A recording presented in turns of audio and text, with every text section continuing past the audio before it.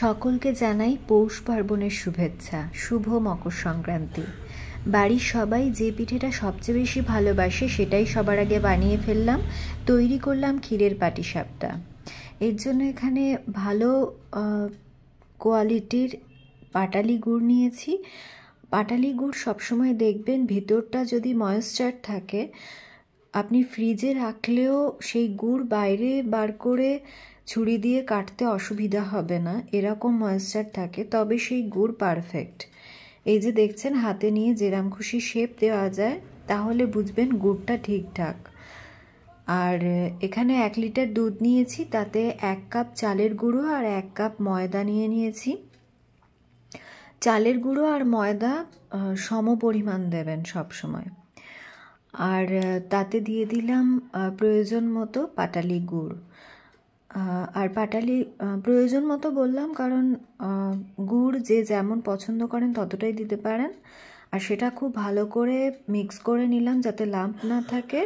আর পুরো রান্নাটাই আমি করব অলিভ অয়েল দিয়ে, সেজন্য অলিভ অয়েল তাওয়াতে দিয়ে ভালো করে গ্রিস করে নিয়েছি। আর এক্সট্রা তেলটা একটা বাটিতে ঢেলে রেখেছি। এবার হাতায় করে 1 হাতা ওই ব্যাটারটা নিয়ে তাওয়াতে ঢেলে দিলাম আর চারদিকে স্প্রেড করে দিলাম। এবার ক্ষীর নিলাম। ক্ষীরটা আগের দিন রাতেই তৈরি করে রেখেছি। ফুল ফ্যাট ক্রিম দুধ বা যে কোনো ভালো কোয়ালিটির প্যাকেট দুধ দিয়ে ক্ষীরটা তৈরি করে নিতে পারেন।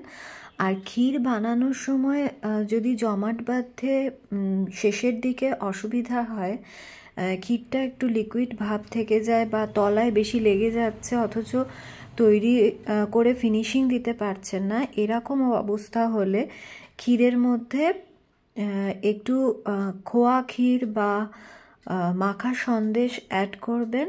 তারপরে দেখবেন বেশ ড্রাই হয়ে যাবে, ক্ষীরটা বেশ বসে যাবে। সেই ক্ষীরটা পাটিসাপটাতে ইউজ করবেন, কারণ পাটিসাপটা পিঠেতে যদি মেল্টেড ক্ষীর ইউজ করেন সেটা তাপ পেয়ে কিন্তু একেবারে গলে যাবে ক্ষীরটা আর ভেতর থেকে বেরিয়ে আসবে।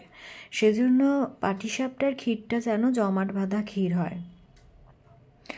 তো ব্যাটারের মাঝখানে প্রতিবার পুর দিয়ে আর সে পাটিসাপটা যেভাবে ফোল্ড করা হয় ফোল্ড করে প্রত্যেকটা নামিয়ে নিলাম। এই যে সব তৈরি হয়ে গেছে পাটিসাপটা।